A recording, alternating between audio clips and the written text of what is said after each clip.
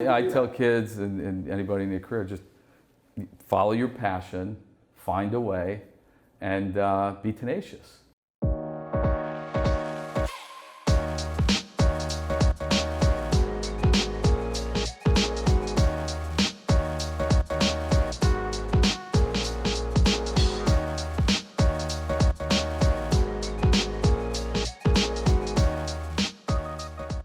This is Dave Meltzer with Entrepreneurs The Playbook, and I have another fighter here. Not the kind of fighter that you think of, but it's Peter Murray, CEO of Professional Fighters Hey, League. Dave, great to be here. I really appreciate you coming on because so many people dream about getting a job in sports, and the majority of people that have the cool jobs in sports at least have jobs like you and I that nobody's really heard of. Right. And so I want to start with kind of when you were a kid, what'd you dream about being?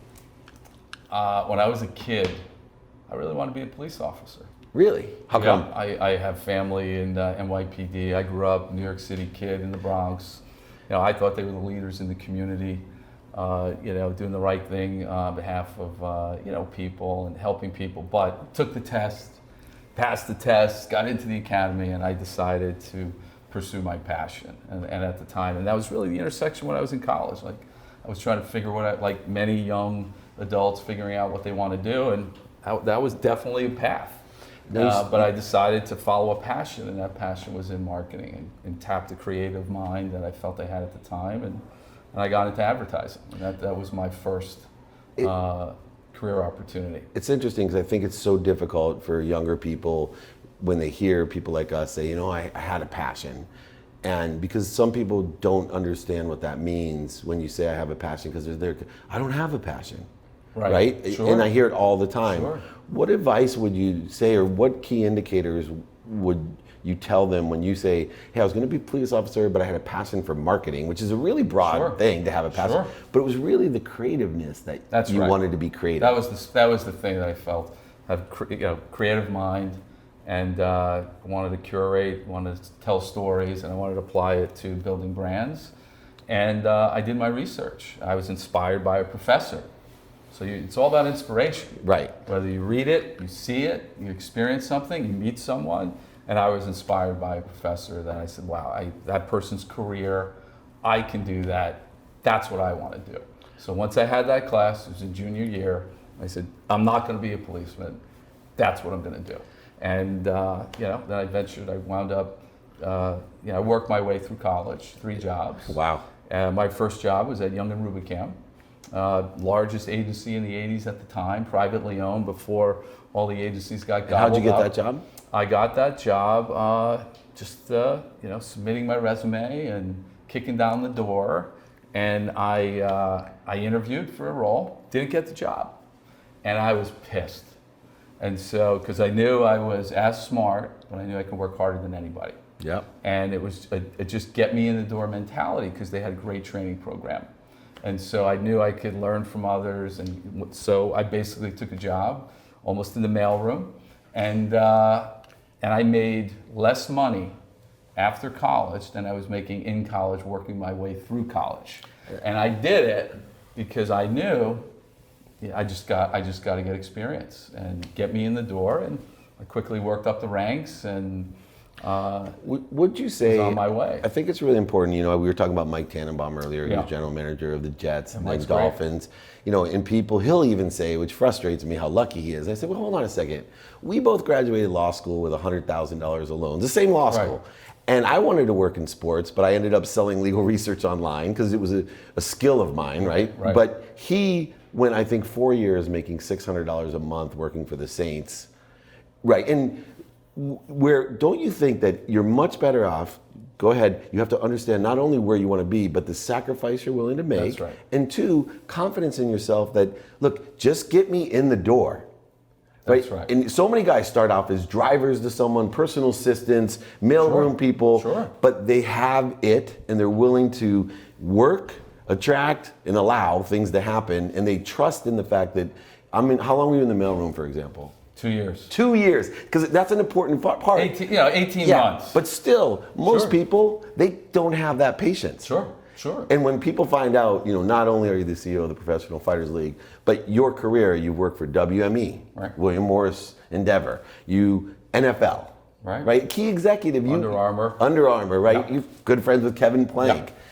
All because you spent, and it wouldn't have happened, I don't think, unless you spent the 18 months in I a agree mailroom. 100%.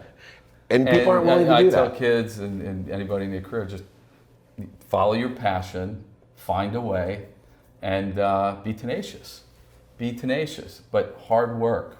You have to work hard, but if you're passionate about it, it's easy. It's really not work. And everything is a building block. Every interaction with an opportunity to meet someone, work on a project, and just keep blazing your trail. Right, which is really important too, because a lot of people look at your career and go, yeah, of course he loves what he does. He's so lucky. And meanwhile, even when you were in the mailroom, you were saying you learned to love what you did. You didn't love being in the mailroom, I assume. No, but I learned a lot. And, Yeah. and just consuming information, meeting people, figuring out how things work, and say, okay, I can apply for that next job. And when it clicks in, right, and I think anything. it's important you said meeting people, because if you're going to start an entry-level position that you want to accelerate through the ranks, it's important that you take an entry-level position where you have interaction with other people. That's right.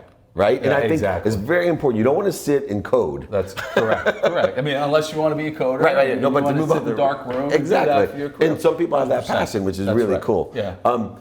Where now? Let's take you through. You went from that job So I was to in Young and Rubicam. Yep. I worked through their management training program, and from there, I went to Backer Spielvogel Bates, another agency. It was a mid-sized shop. So after 5 years, my first job was 5 years. It's like a long time. When Yeah. you talk to, I stayed there 5 years, management training program. They didn't want me to leave, but I wanted a different experience, a different culture, a different agency. And then I wound up being a managing director of the Miller Brewing business. So we did all their advertising. I drank a lot of beer at the time. I felt I was really in tune with the consumer, and it was a creative opportunity. So I did that. But backing up at Young Rubicam, I worked on the Advil account. And on the Advil account, they matched the beer account.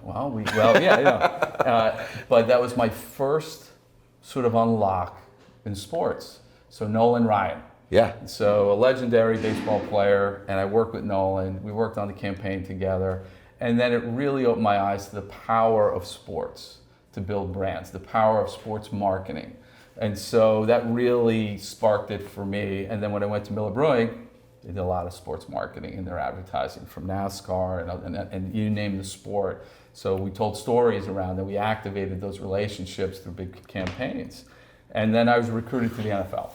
And, which is so, interesting. When you were you conscious when you were young and you took on the Advil account and got to work with Nolan Ryan and really the sports side of things? Were you conscious about the fact that, hey, maybe this will lead to me actually working for the NFL someday? Absolutely. I mean, once sort of I worked on that particular campaign, met Nolan, we did that work, I realized that I'd like to marry my creative passion, my marketing sort of skills to the sports space.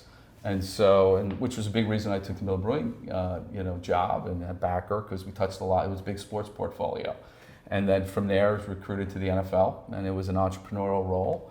I left, and I felt after 7 years in advertising, I was like, I need to touch something else. I can always go back to this. Right. I had knowledge, I had experience, I had a network. So for me, it wasn't a big flyer. Like in 1995, I went to the NFL. And it was before things were, how the business is today. And I took a role leading all of NFL Films as IP and developing new businesses. Created a commercial production division, led all their distribution of their content, ran sales and media sales, figured things out, things that I touched that I had never done before. Or anybody else. Or anybody else did. So it's like create value. So Right. one of the things, not only pursue your passion and be tenacious, create value. Learn, value creation, for the company, for your team, and for yourself. Absolutely. And the thing also that I'm going to point out that you said I could always fall back on. One of the things I see about entrepreneurs is they don't realize the stepping stones in place. Yeah. So even when I got out of law school and people thought I was crazy because I had an oil and gas litigation job, did really well in law school, Sure. but I sold legal research online with my mom telling me the internet was a fad. But I also worked really hard. I developed all these skills, knowledge to always know, and I even took the bar, even though I didn't have to sell legal research, Sure. because in my mind, it was like, okay, I'm gonna take this huge risk that everyone thinks I'm crazy for taking, Right. which ended up making me $1 million 9 months Right. out of law school and then selling for $3.4 billion. Right. But I don't think I would have done it, just to be honest, if I didn't have something to fall back Right. on.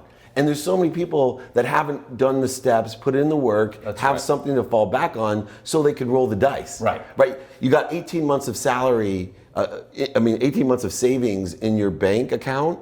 It's a lot easier to start up a business. Right. Yeah, no, I agree with that. And people don't realize that. And you have to empower yourself. You're your own brand. You're your own business. How you Especially map it, today. your roadmap. You got to create it. And that's the fun thing about it, a career. When you say, oh my God, I have a young daughter. She's just starting. She graduated college 2 weeks ago. And she's into her first full-time job. And she's creating her brand. And she's creating her roadmap and where she wants to go. So it's exciting. Time of life. Yeah. And entrepreneur, where it meets an entrepreneur. I mean, what I love, like for me, I always had an entrepreneurial spirit. Mm-hmm. So while I worked at big companies, whether it be Young and Rubicam, whether it be Backer Spielvogel Bates, and then I realized that even within the NFL, it's a very conservative organization, but going back to creating value. No one had to tell me what to do, how to create value. Just went to what's our goals as a company, as a league, our division. And then we had amazing IP. So I created new businesses off of that IP and sort of delivered that back to the organization. And I was fortunate enough at the NFL, every 18 months I was in a different role that I created. Nice. And to the biggest question, which most people are probably sitting here wondering, why would you leave the NFL? 13 years, long time. Yeah. And at that time, I said the world changed right after 2008. I left in 2009. At the time, I was the head of content and business development globally. Prior to that, I ran all global sponsorship, media sales, entertainment. And I felt that I was no longer growing. Interesting. I was in an enviable role, but I was no longer growing experiential, from an experiential. Was it difficult? Because people ask me that all the time for advice. I coach a lot of people, Sure. and they're comfortable. Yep. Right? And you were very comfortable, right? It got me uncomfortable being comfortable. Yeah. And when I felt at that time in my life, I was seeing the rest of my life, like the horizon. I was like, I know what this looks like. That really scared the heck out of me. And I said, you know what? I can do a lot of things. And so I decided that after probably 18 months of really soul searching, talking to a lot of people, colleagues in the business, and a number of people recruiting me, and I felt I don't want to go into sports, or I don't want to run a team, or I don't want to go to another league. I had those opportunities. I was like, same. Right. I was like, I'm not going to grow. I can make some more money, but I'm not going to grow. So I decided to go to William Morris Endeavor. It was actually William Morris at the time. I was recruited by their CEO, Jim Wyatt. And he's like, hey kid, I'll give you the keys to Hollywood. Run our commercials division, do this, do that. And I said, well, I'm going to learn a lot from Jim. I'm going to learn a lot from sort of looking at this part of the content sort of business. But I went there also to bring a new business to them and create a sports division. And so it was somewhat entrepreneurial. It was leveraging their platform, their relationships, their capital, and half the role was entertainment, and half the role was sports. Eventually, William Morris came together with Endeavor, and so I spent 3 years there and built. I was the head of corporate consulting, but again, as an entrepreneur, I really learned in that agency space. Your IP is what matters. Yeah, and more than ever, right? And how you develop a book, how you develop your business on not only the agency's back, but your own. And so that value, creating value. So I did that, and then I realized it's my IP. It was more my IP than the agency's IP. And so I decided to launch my own company, Insignia, 3 years later. And I did that. It was a Steve Ross-backed venture with Matt Higgins. We were talking earlier. Yep. Matt's a dear friend. Been on the playbook. Right. So, And he's just, amazing mind, amazing person. And now a shark. Right. And now a shark. He's truly a shark. Yeah. And we launched Insignia Sports marketing, content agency, and representing brands, representing talent, creating content. And it led me to when I left the NFL, just in terms of my next adventure, because the hardest thing, and I shared this with Matt, the hardest thing I had to do in my career was leave my baby. And that was Insignia, a company that I conceived, I founded, I was the president and CEO and co-founder, and I hired a great team. People believed in me. They believed in the opportunity. They left big companies to come to this band, work with this band of pirates to create, carve out our space in this world. And the opportunity, Kevin Plank, Under Armour was a client. They were also a client of mine when I was at William Morris Endeavor. And Kevin presented an opportunity that I could not turn down. And so I did step out of Insignia, but I gave it back to the team. We incentivized the team, and they're on their way. And I spent 4+ years, roughly working inside the halls of Under Armour, leading global sports marketing as a general manager of half a dozen business categories. You wear a lot of hats. Big company, very entrepreneurial, and so all of those experiences, from advertising to the entertainment space to my own entrepreneurial sort of company in Insignia, and then on to Under Armour, led me to this opportunity of the PFL. And the PFL, what is it that you see in the future for the PFL? No better time to be in sports, no better time to be in the fastest growing sport in the world in MMA, and the opportunity to build a product, a brand, a product from the ground up, a new league for the new age of sports. It's an incredible opportunity, for me personally and professionally, as well as from a business standpoint. This is absolutely scalable. Again, number 3 sport in the world, fastest growing, and there's only one game in town really that matters. Right. And there's room for another leader in this next evolution of the sport. So I have amazing partners. We have titans in our ownership group, from media, sports, entertainment, and technology, from Ted Leonsis to the learners who own the Capitals in DC. All good friends too, Zach and Ted. Exactly. Amazing people. Mark Burnett. And so we're on our journey is to change the game. Yeah. And to change the game, we're launching MMA for the avid MMA fan as well as non-avid fans, but it's not Me Too MMA. It comes with a point, real differentiation. And our differentiation is old boxing model, and even MMA today, promotion-based format, matchmaking. Yeah. And there's room for that, but for us, we talk to fighters, so we're good listeners. We're good talkers, but we're good listeners. We talk, where's the friction there? What are the issues that you're having as a professional athlete? How can we help address that? Same thing with fans. We talk to fans, we talk to the consumer, and some of their issues. I don't know why fights are put together. I don't know where they lead to. So we built a format where and they're the first to do it, where individual fighters across 6 weight classes compete in a regular season, a playoff, and a championship format. Not pay-per-view. That's right. Right. And we're over the air on ESPN. So alongside of UFC, we're on ESPN Linear. We're on their direct-to-consumer platform in ESPN Plus, as well as Deportes. But we did that as entrepreneurs because we see the field on this one. And we launched last year. So we launched property just 12 months ago. First ever to the consumer. It was 2 years in the making. One of the co-founders, Don Davis, he's the chairman. When UFC sold for $4+ billion, when that went over the tape, got Don's attention as a venture capitalist. And Don's the co-founder of Revolution in DC with Steve Case. Ted Leonsis is part of it. He said, wow, the largest sports transaction ever, right? Teams are in the B's, but leagues really don't sell. Right. It was major, got his attention. And then doing the due diligence and homework, there's room for another. So if you look at other, the world's top sports, right? Number 1 is soccer or global football. There are roughly 10 organizations that are generating revenue of more than $500 million.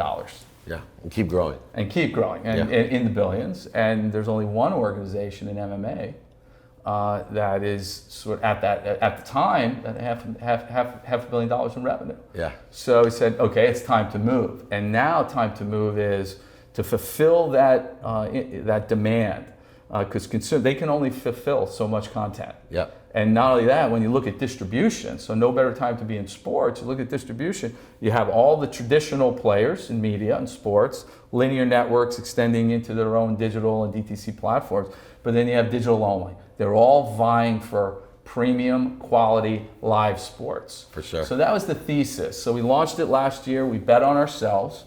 So last year we validated the format, we did a deal with NBC Sports, and then from there, we had a lot of interested parties in distribution because it was differentiated, because it was compelling live quality content, and because there's a marketplace for it for consumers. And so... and you took a proven model. That's right. That's exactly all the right. leagues, even the traditional leagues, when took they pieces took wild from the cards and NFL, playoff, from the exactly. NBA, You had that experience. frankly, from tournament structures in golf Sweet and 16. tennis. Exactly. And our format for playoffs, in terms of an exciting product, you have a regular season, and once you get to playoffs in October, our playoffs are in October, it's March Madness meets MMA in October, where it's a bracketed system. Fighters actually fight twice in one night to get into the championship. Nice. And then our championship last year, we had it here at MSG in New York. Before the ball drops in Times Square, 6 fighters raise their belt, each earn $1 million, become champions of their respective categories. Now that is real money in this sport. That's awesome. So in the UFC, there have been less than roughly 10, about a dozen fighters that have actually fought for $1 million in a single fight, putting pay-per-view participation aside. Right. So for us, to advance the sport, okay, you need to recognize the athletes. And to recognize the athletes, you actually need to give them incentivize something. them. Something to win for. Exactly. So we do that in our product. Ironically, like even in the NFL, right?